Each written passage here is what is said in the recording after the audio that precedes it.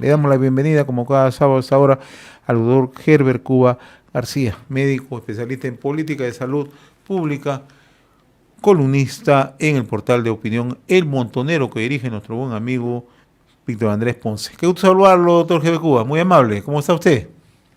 Muy buenos días A ver, y un saludo a través suyo a An todo el país. Antes de conversar sobre su comentario en el que está vinculado al sector salud sobre políticas públicas contra la obesidad y el sobrepeso, ¿no?, que es una campaña constante, me gustaría echarle una mirada siempre al panorama político, el cual usted no es ajeno. ¿Cómo está mirando esta semana? Mire, esta semana ha sido una semana también muy rica. Hemos tenido algunas actividades en el Congreso de la República sumamente importantes.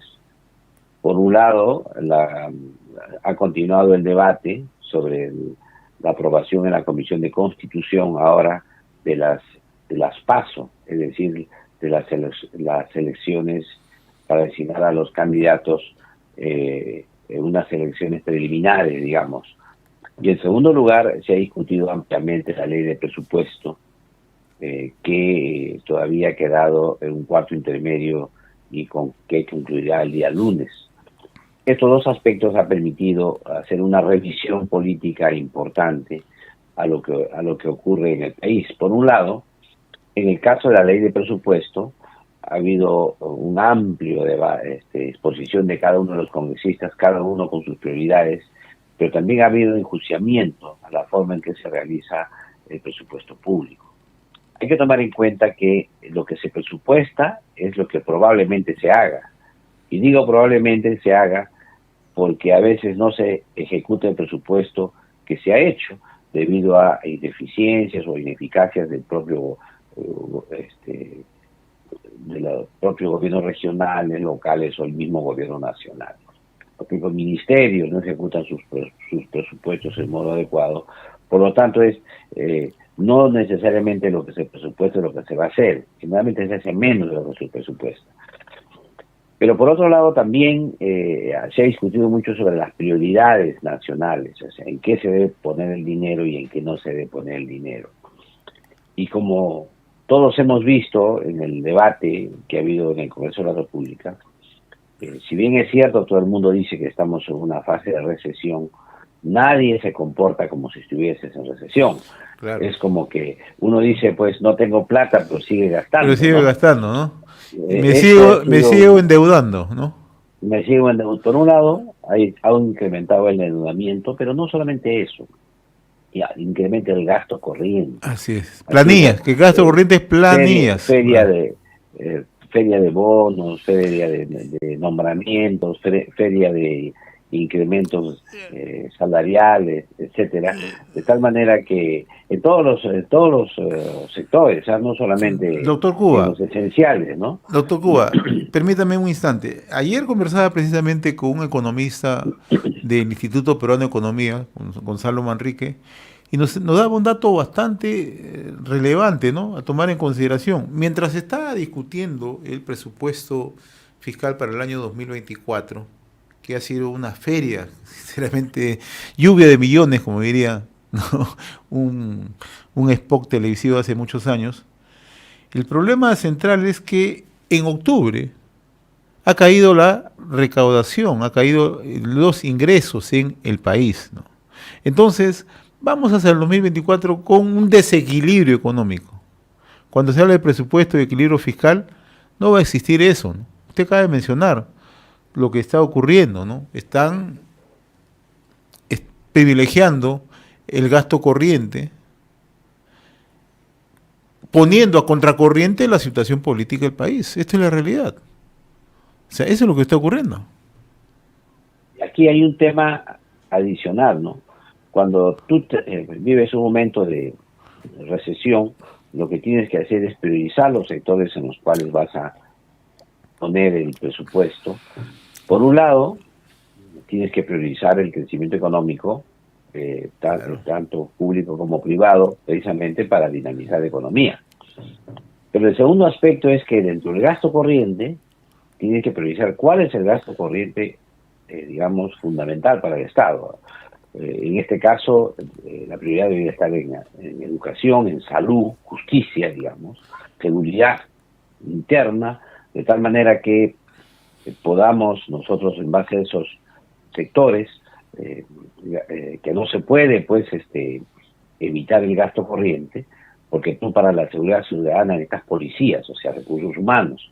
Para la docencia necesitas profesores, recursos humanos. Para el caso de la atención médica y de salud requiere recursos humanos. En estos casos, estos gastos no son gastos, sino son en el fondo de inversión, porque son los que le van a dar los servicios esenciales que el ciudadano requiere.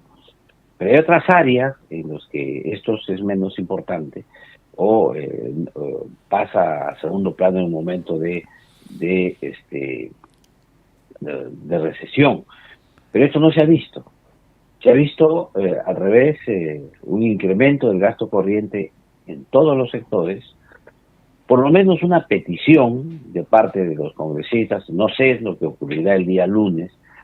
Creo que existe un desajuste entre lo que plantea el Ministerio de Economía y Finanzas y lo que aún solicitan los congresistas en sus exposiciones.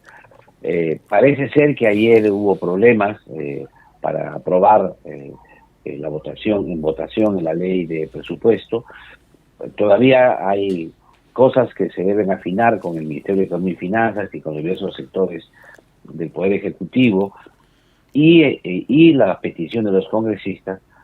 Por eso es que han como se dice, prolongado esta votación hasta el día lunes, que probablemente se haga en la tarde o en la noche. Este tema es de suma importancia. El segundo aspecto que creo que ha polarizado bastante el debate ha sido entre dos puntos de vista.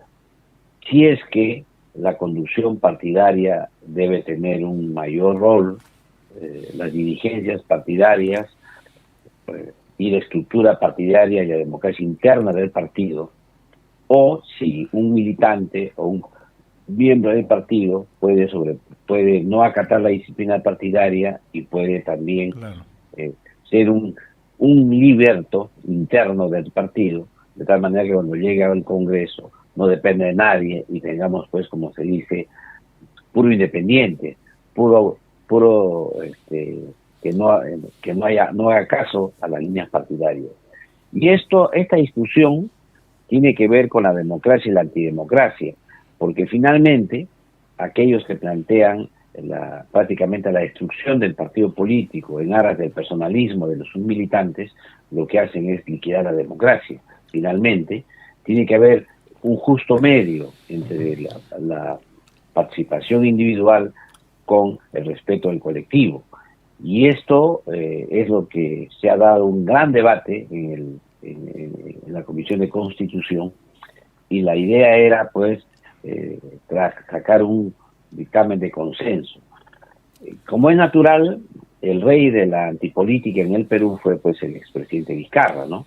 Con toda su reforma política, que lo que pensaba era destruir los partidos políticos y elevar el personalismo a grado extremo.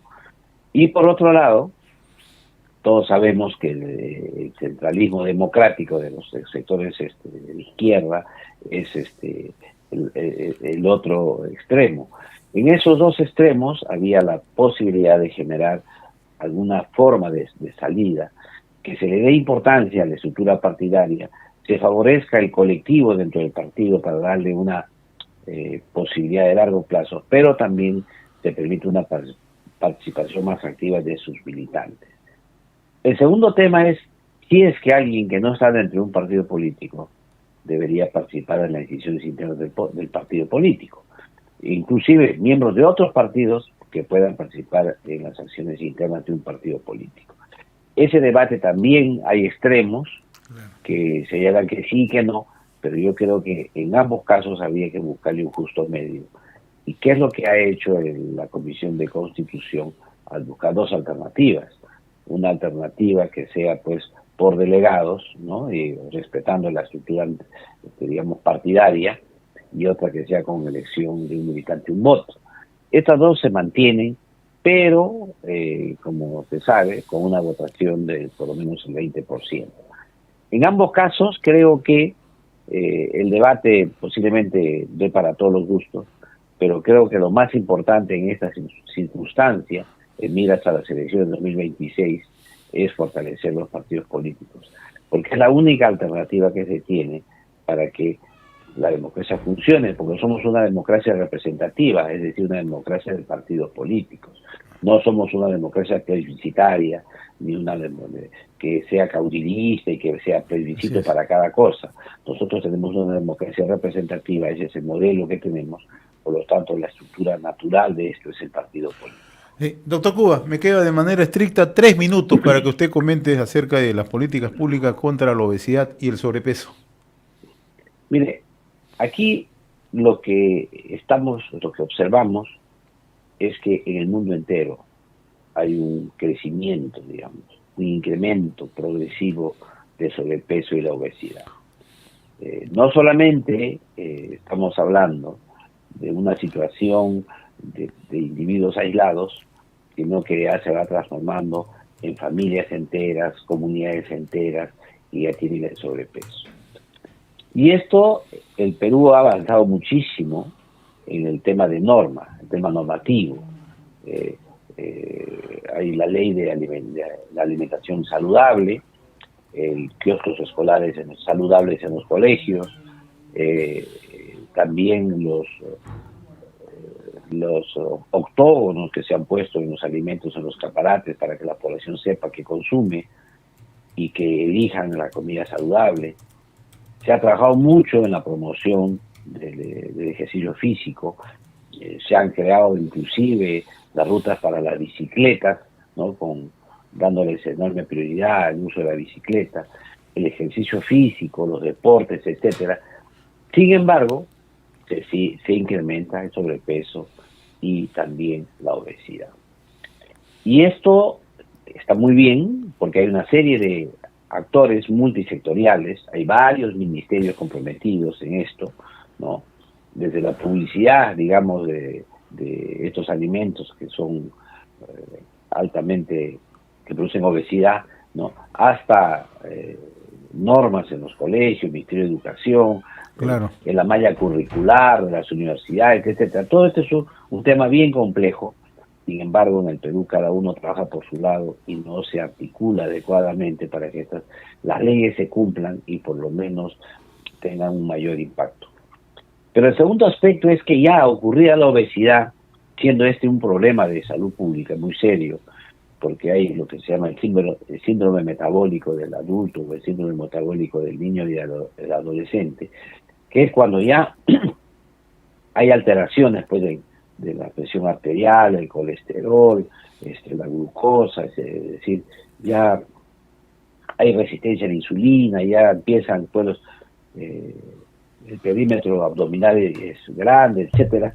Todo esto ya da a entender que ya vivimos un síndrome metabólico, es decir, alteraciones ya moleculares profundas en el organismo que tienen secuelas serias para la vida del obeso.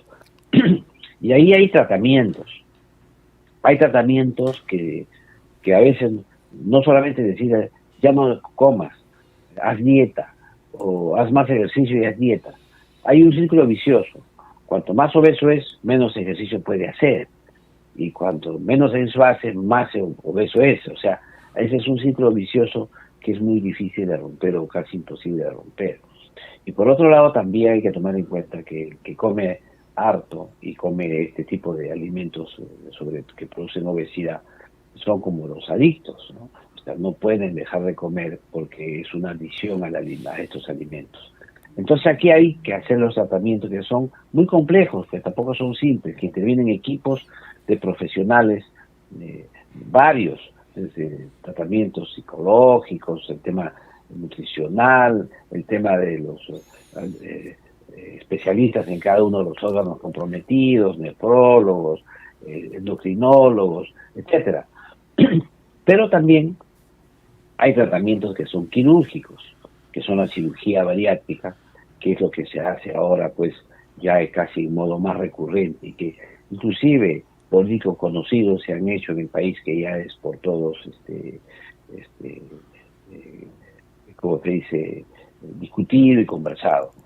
Pero El problema está que estos son vistos todavía con un rezago en el país, como que si fueran temas estéticos, como que la obesidad es fea y por lo tanto hay que hacerse un tratamiento y eso te debe costar tu propio bolsillo.